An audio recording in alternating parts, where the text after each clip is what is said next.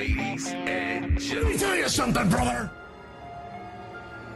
It's Talk Wrestling Live with Felix the Cat Katlovski and Gemini Joe. It doesn't matter what your name is.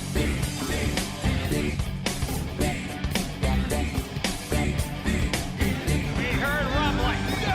We heard rumors. Homicide. Conan. 5150 at LAX. Listen live on Mondays at 4 p.m. on NorthCoastUnderground.com. And follow us on Twitter at TWL 24/7. I'm in no mood for your wisecrack. Let's get it on. Hey everybody, this is Felix the Cat Katlovski, and you're listening to Talk Wrestling Live on NorthCoastUnderground.com. We're about to talk Fear After Dark, where we'll be talking about everything with Impact Wrestling, from the weekly show on Pursuit Channel and Twitch, as well as the Twitch specials and the GWN app specials. So let's get started with that with Fear After Dark. Are you scared? It's time for Fear After Dark. I thought this was fun and games. Here's a funny thing. ¡Encelo! ¡Miedo! Fear was meant for the art of survival. I am the new beginning. We are for Ohio. Ohio, because we are Ohio versus everything. I'm better than every single one in that locker room. Tessa Blanchard is undeniable. I'm not a man. I'm a machine. Hey everybody, this is Felix the Cat Katlovski, and you're listening to Fear After Dark, and we're talking about Impact Wrestling. So we had opening day. That was a special that aired on Twitch. We'll get to that later. And we also had the special on GWN app. It was Impact Wrestling versus OVW Bluegrass, and we'll be talking about that towards the end of the show. But we learned earlier in the day, Josh Matthews, he was just driving on Twitch live, and he made an announcement that Madison Rayne, well, she's back with the company, and we saw her on that Dayton, Ohio special for opening day. So she's a mom now, and she wants to bring back that Knockouts Championship. But there's a lot of competition with Tessa Blanchard being around and Taya Valkyrie, plus Madison still has unfinished business with Su Yung after Madison was put in that coffin by Su Yung way back before she left. In our opening match, we had Willie Mack, and he took on Jake Crist. And this match, it was pretty balanced. That's how it started out. But then I already had some thoughts that something was going to go down, because you had Dave Crist. He accompanied Jake Crist to the ring, and we saw a lot of high-risk maneuvers being used in that match. A few top-row conhilos by Jake Crist. And later in the match, we had Willie Mack. He was trying to go for another high-risk move, and it was from the turnbuckle. But Dave Crist just knocked him right off. And later, for some reason, you had Tommy Dreamer. He decided he made it his business, and he just made the save for Willie Mack. He reminded us that whatever happens in Vegas stays in Vegas, and they were in Vegas for this show at the Sam's Town Casino. So this match, it turned into a tag team match with Tommy Dreamer. He spit chicken and waffles at Jake Crist. Chicken and waffles? Yeah, that's an interesting food choice that he chose in Las Vegas. But for a while there, you had Tommy Dreamer. He was getting double teamed by OVE, and both Crist brothers, they tagged each other about twice, I think. And first it was Jake Crist as the legal man, and then it was Dave Crist. But then it was Jake again. So, they're alternating. They know what to do. They work as a tag team really well. They're cutting the ring in half, like we said before. And while Dreamer, he was getting beat down at that moment, finally you had Willie Mack. He got the tag in, and he took down both Crist brothers. And later, Mack, he closed out that match with the win after hitting that frog splash and getting the cover. So your winners, Willie Mack and Tommy Dreamer for that match. I don't know. You might have to call that something besides a frog splash, given the size of Willie Mack. I don't know too many frogs that are that big. Well, that's just a big frog splash. That's what we're going to call that. Maybe we can call it a gator splash or something. All right, gator splash it is. So then we had that investigative reporter. He showed up, and he was speculating that Johnny Impact was just giving out title shots to anybody who did him favors. So that investigative reporter, he then asked for a title shot as well. And he said that people have been talking about how Johnny Impact has changed. Impact told the investigative reporter that the only thing that has changed are people's attitudes. I think Bret Hart said something about that a long time ago. But Johnny Impact, he claimed that he's the most fighting champion in history of Impact Wrestling, because he agrees to defend the championship up against anybody he feels that deserves that shot. Maybe they weren't expecting Johnny Impact to just give them a title shot any day, any time. So they really have to be on their feet, on their A game. And Johnny Impact, he didn't give the investigative reporter a title shot. But he did say that people were pointing fingers at Johnny Impact, but Johnny Impact is blaming Moose and Killer Kross for keeping Brian Cage from getting his title shot. I don't know. It seems more and more sketchier by the minute, I think, with this Johnny Impact. Something's up with him. Well, you know what's going on. Johnny Impact is just scheming. He knows that Brian Cage wants that title shot, and he knows that Moose and Killer Kross are after him. He wanted Brian Cage to help him take out the competition so he doesn't have Moose and Killer Kross on his tail. That's the whole point. Yeah, and exactly. And he knows that if it wasn't for his buddies from Survivor, he would have lost the championship to Brian Cage at Homecoming. And Brian Cage isn't just interested in helping Johnny Impact. I mean, it takes incentive to make him do something. So when Johnny Impact offered him to team against Killer Kross and Moose the first time, he wasn't that interested. But when he said, I'll give you a title shot if you team with me and we take out the competition, then Brian Cage is like, oh yeah, I'm down. Do you think that they're just dragging this story out until like the next pay-per-view in April, and that might be when we see the rematch, Johnny Impact and Brian Cage? Well, anything can happen. I mean, Brian Cage wants that title shot bad, and he's going to have to do whatever he can to take out the competition so he can earn his shot against Johnny Impact. But again, Johnny Impact's just giving people title shots for doing him personal favors. That's what that sounds like. So then you had Fallah Bahh and KM, and they took on the returning Reno Scum. And Reno Scum, that's Luster the Legend, and he had that mohawk on his hair. And then you had Adam Thornsnow, and they returned to Impact Wrestling, like I said, as Reno Scum. There was a lot of injuries that these guys had received, and there was a lot of oi chants. It's kind of like an Irish kind of chant from the fans for Reno Scum. And the fans in Vegas, they were really behind Reno Scum because Reno Scum are from Vegas, so that hometown crowd. And you had Fallah Bahh, thought they were chanting for Bahh instead of Reno Scum. I mean, Fallah Bahh, he thinks that they're chanting for him all the time, but I don't know what planet he's on. Maybe one too many coconuts to the head. And KM was getting beat down by Reno Scum, and eventually KM was able to get that tag into Fallah Bahh, and Fallah Bahh, he hit that crossbody, and he fought off Reno Scum. He got the momentum back, and Bahh just rolled over on Luster, and you had KM, he clotheslined one of the members of Reno Scum, and then he tossed the other member of Reno Scum to Fallah Bahh, as they did some kind of tag team combination move right there. And you had KM and Fallah Bahh, they managed to get that win, and Reno Scum did not make an impressive return, but they did beat down KM and Fallah Bahh, so they're not playing around here. At least they look better than the Desi Hit Squad does, I believe. Of course, that's not saying much. And then you had Disco Inferno. He was backstage for his first day on the job again, and he rudely tapped Ethan Page on the shoulder, and he called him Kid. He just like, hey, kid, backstage. And Page had no idea who this guy was or how he even got into the backstage area.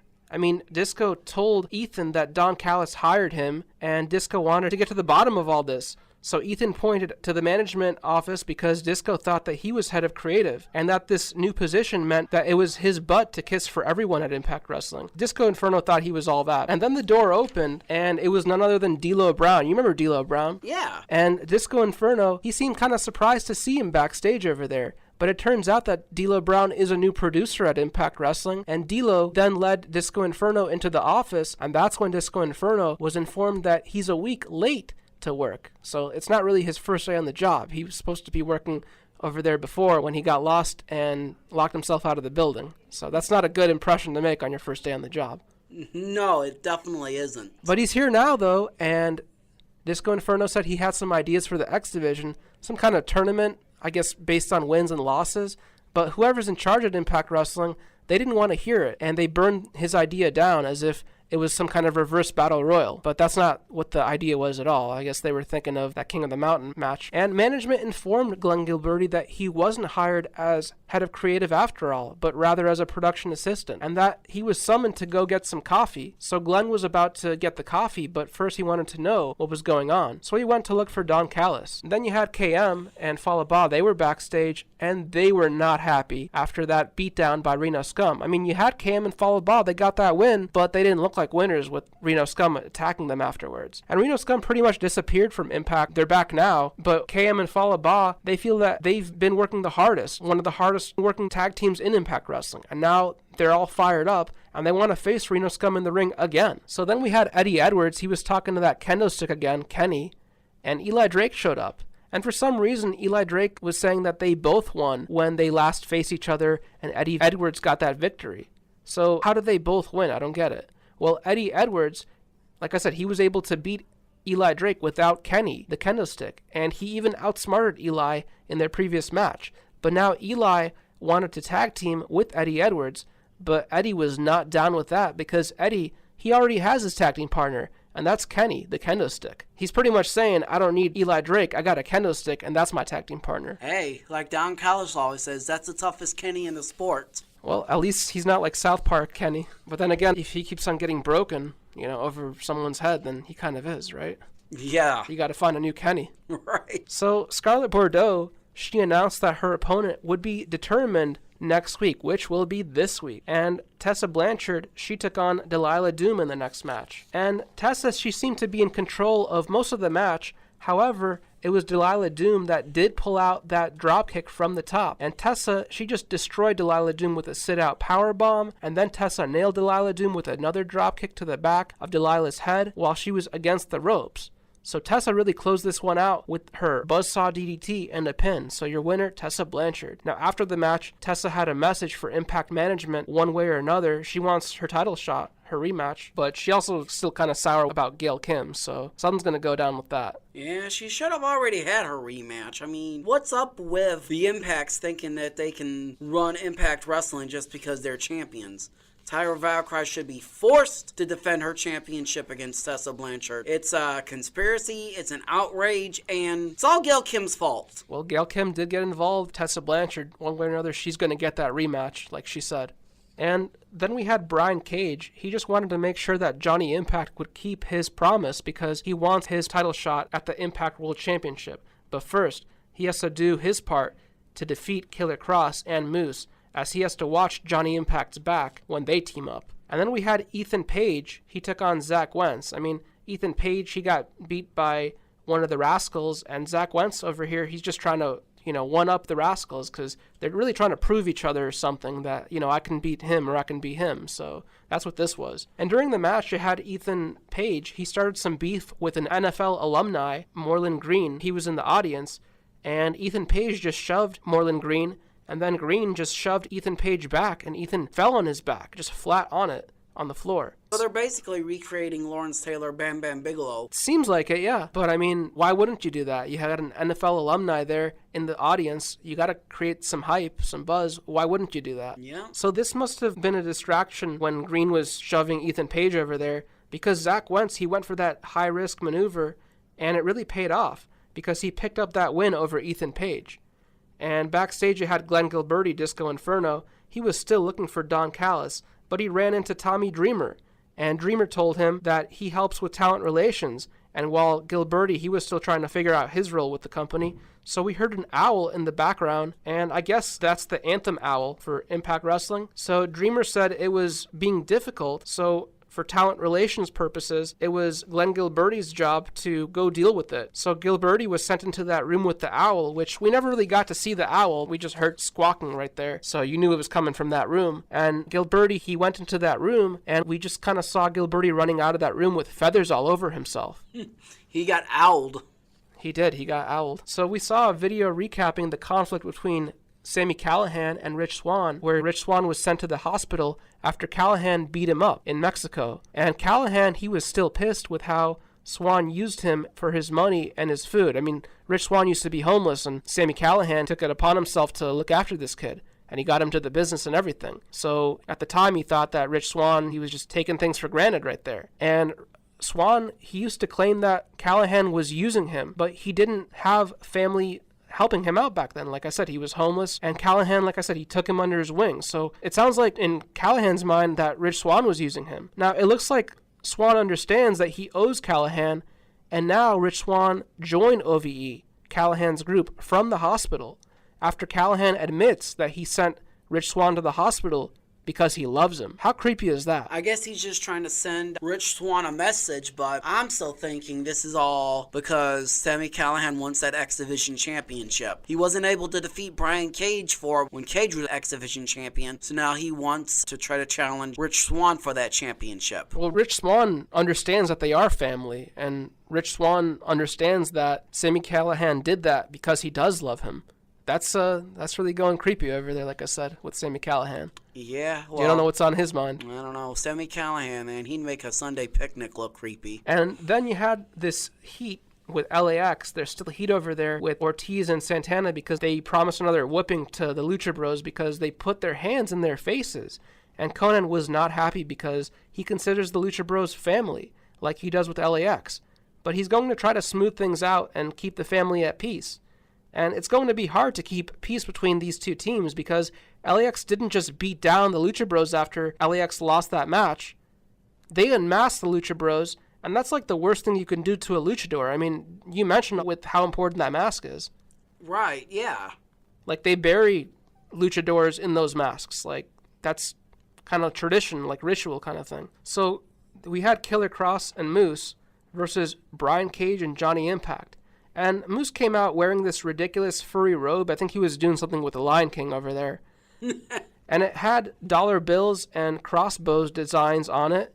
And Moose took to social media earlier in the day talking about how he enjoys his lavish lifestyle, you know, being in the NFL as an offensive lineman and everything. He really had to work for all that. And he gets to enjoy that lavish lifestyle today. So Brian Cage, he was in the ring for most of the time in that match. But Johnny Impact, he was just laying on the ring canvas for a while. But Brian Cage, he was busted open as he was thrown into the ring post, face first. And Killer Kross, he nailed Cage in the face with Johnny Impact's belt. But Killer Kross and Moose, they were just annihilating them.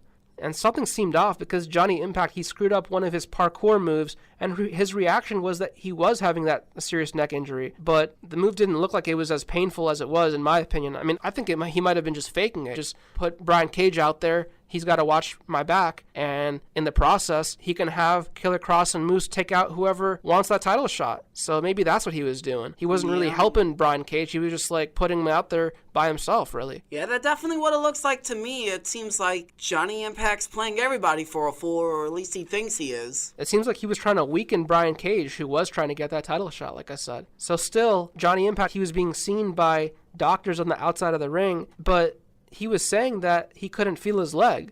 So he just kept crawling, and Cage couldn't tag Johnny Impact in, and he needed to get a tag in soon because he was losing a lot of blood. And at some point, Brian Cage, he just passed out from losing so much blood and some loss of oxygen as well in that submission move by Killer Kross, that jacket submission hold. But Cage never tapped out. He just passed out. And Killer Kross and Moose, they were awarded the win as Johnny Impact was carried away by like 10 people. I think it took like 10 people to carry Yokozuna. So your winners of that match, Killer Kross and Moose. You had something to say? Yeah, it just seems like over the top, like, you know, come on. I mean, who's Johnny trying to fool here? So let's talk about what happened with the specials that took place. We had opening day that took place on March 1st from Dayton, Ohio, but it aired on March 2nd. So real briefly, what happened was Moose, he defeated Jay Christ. You had Jeremiah. He won the Mosh Pit Scramble. Then you had Madison Rayne and Samantha Heights. Of course, Madison Rayne, she returned to the company, like I mentioned. They lost to Jessica Havoc and Nevea. They're known as the Killer Death Machines. Then you had Ace Austin. He defeated JT Dunn.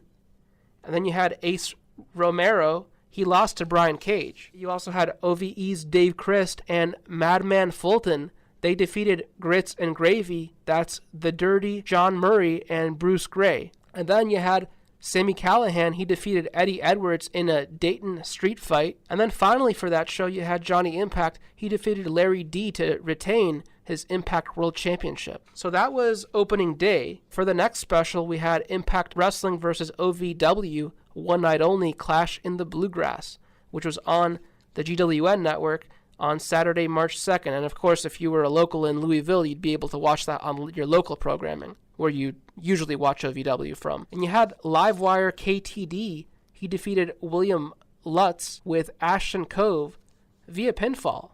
You also had Dimes. Dimes defeated the Warlord of Weird, Sin Bodhi. And then you also had the OVW Television Championship, Colton Cage with Danny. They defeated Brandon Espinosa in a non-title match. You had Big Zoe. He defeated Moose, Jay Bradley, and Cash Flow in a four-way match. You also had Madison Rayne She defeated the OVW Women's Champion, Callie Young, in a non-title match. And then you had Dustin Jackson, Shiloh Jones, Mr. Marvelous, Melvin Maximus, and the Boy Wonder, Sam Thompson, and they defeated OVE's Jake Christ and Dave Christ, Sawyer Fulton, and Ace Austin. But that was because of a DQ. And then you had Brian Cage. He defeated Trinidad Titan, Justin Smooth, and then you also had Johnny Impact, the champion. He defeated Adam Revolver and Eddie Edwards in a three-way for that Impact World Championship. And in other matches, you also had the War Kings, Crimson, and Jax Dane, the champions. They defeated The Void, Nigel Winters, and Chance Destiny, as well as King Ransom, Maximus, and Lennis Khan in a three-way for the OVW Southern Tag Team Championships. You also had Shotgun Tony Gunn, the champion, and he defeated The Draw, Sami Callihan, for that OVW Heavyweight Championship. So that does it for our Fear After Dark report, and we'll be talking more Impact Wrestling after this. Spoiled meat? Who has time for that? But with a dehydrator, you can keep it edible. But I'm a vegetarian. I buy so many vegetables for my family, but each time I open the fridge, it reeks of spoiled food. Buying fresh vegetables can get expensive, and the shelf life becomes a race to the finish. With Space Fresh X, for only 3 easy payments of $14.95, you can own this appliance and stop buying overpriced tiny bottles of dried vegetables. So what are you waiting for? Call 1-800-S-FRESH-X. That's 1-800-737-3749. Order today. Welcome back to Talk Wrestling Live. Follow us on Twitter at TWL 24/7. I'm not finished with you! And now, let's get back to the show. Hey everybody, welcome back. This is Felix the Cat, Katlovski on Talk Wrestling Live, and we're just about to get kicked off with the Lights Out report, where I'll be talking about everything coming soon to Impact Wrestling. Shut up, 5. A 10 is talking. I'm surprised you're containing yourself. It's like looking at a work of art, John. Scarlett Bordeaux has arrived on Impact Wrestling. Oh my God. They tell them to cover up. I will not be hot shamed. Talk about making an impact. Make wrestling sexy again. Scarlett Bordeaux has arrived. And now she's leaving, and it's, oh Lord. Turn the lights down low, because it's time for Impact Lights Out.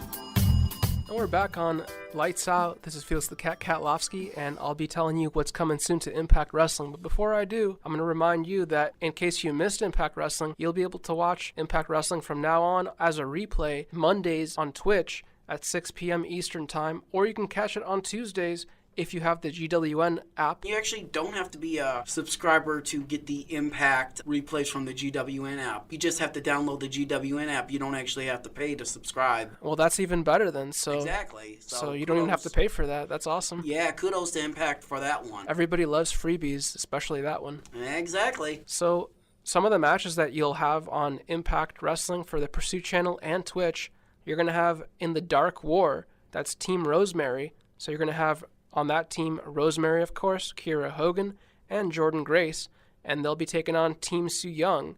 And so far, we know that that's Su Yung and Allie. Now, could we see a member of the Undead Bride? I'm not really sure, because from here, it looks like a handicap match. I mean, you got 3 against 2 right there, so I would assume that Su Young's team needs to get another partner. Is James Mitchell maybe getting involved? Maybe make it an intergender 6-person tag? I don't think that's going to happen. I don't think he's going to be wrestling. He makes a good manager, but I don't think he's a wrestler. And do you think Madison Rayne might get involved? Because we know the last time, before she just recently came back to Impact Wrestling, she got put in that coffin by Su Yung at Slammiversary. I think this was a taped show, so I don't think it's going to be possible for Madison Rayne to just show up like that. I mean, unless she was part of the spoilers that I didn't read, but I have no idea about that. As far as I know, she just showed up at the Dayton, Ohio opening day special that was last week. So, but in other matches, I know we're going to have the Lucha Bros, that's Phoenix and Pentagon, and they'll be taking on the Rascals, that's Zach Wentz and Desmond Xavier. And another match that we'll be seeing is Ethan Page versus Rich Swann. Also on Impact Wrestling this Friday, we're going to see Alicia Edwards. She's got an announcement to make, so I wonder what that's going to be all about. And we'll also see the debut of Ace Austin, so a new face to Impact Wrestling.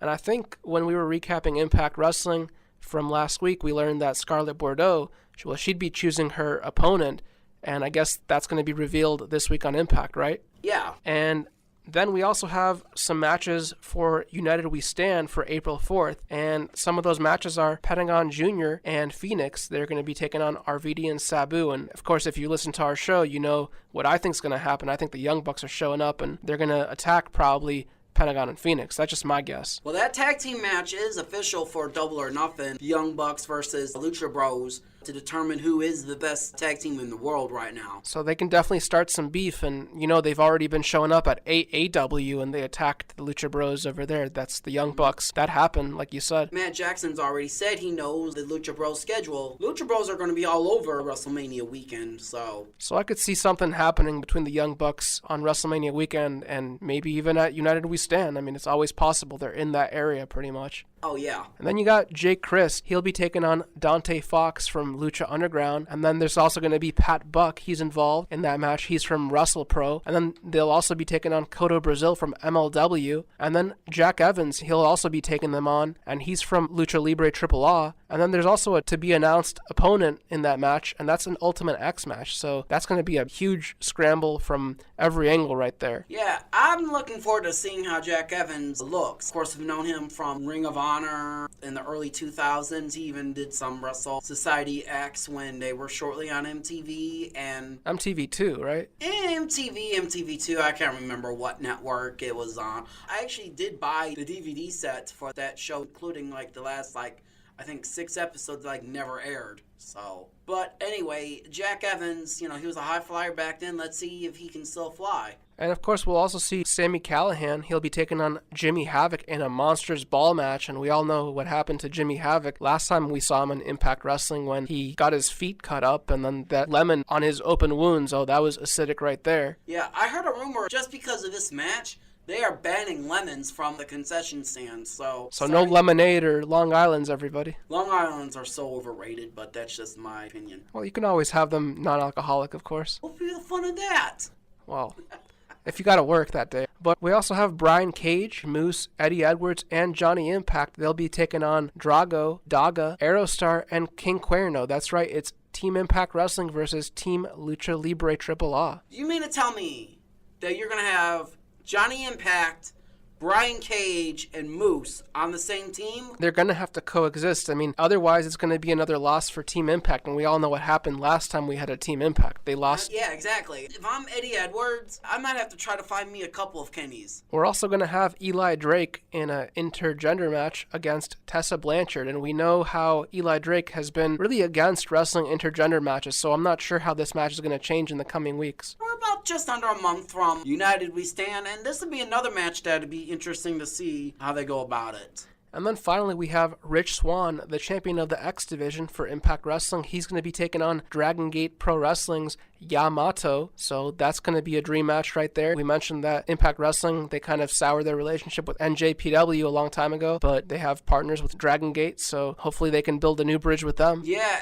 and the thing about Dragon Gate is they're more closer to the X Division style than New Japan Pro Wrestling is. I mean, I remember Yamato. This isn't going to be his first time in the United States. He's a veteran of Dragon Gate, and this match might steal the show. I could easily see this being the match of the night, but you look at this card, it's a little bit of everything. You're going to see Ultimate X. You're going to see the crazy brawl between Callahan and Jimmy Havoc. You're going to see the high-flying Ultimate X, the Rich Swann match. You're going to see the 8-man tag. And then cap it all off, you're talking about the team that some people would say was the best tag team in the world in the late 90s, that being Sabu and Rob Van Dam. They're going to be taking on who is arguably the best tag team today, and that is the Lucha Bros. And I tend to agree with you. I wouldn't be surprised if we see the Young Bucks show up. And there's still a lot of different surprises that we could see still, like you mentioned, because even in the Ultimate X match, there's still another mystery opponent there to be determined. Could you imagine if that was Pac? That would be crazy. Of course, Pac is, for those of you who don't know, that's the former Neville. So that could be a big surprise too if that does happen, but I can't confirm that yet. Real quick, Felix, for next week, we're going to have a huge review of not only the AIW show in Parma, but we're going to be talking a little bit about Fastlane, and I'll talk about the anniversary show for New Japan and how the tournament is starting. So next week is going to be another big episode of Talk Wrestling Live. From here on out, this is Talk Wrestling Live. You've been listening to the Lights Out Report, and we hope you join us next week on NorthCoastUnderground.com, where the Underground starts with you. You've been listening to Talk Wrestling Live. Listen live on Mondays at 4 p.m. on NorthCoastUnderground.com. And follow us on Twitter at TWL 24/7. Goodbye and good night, bad. Rest in peace.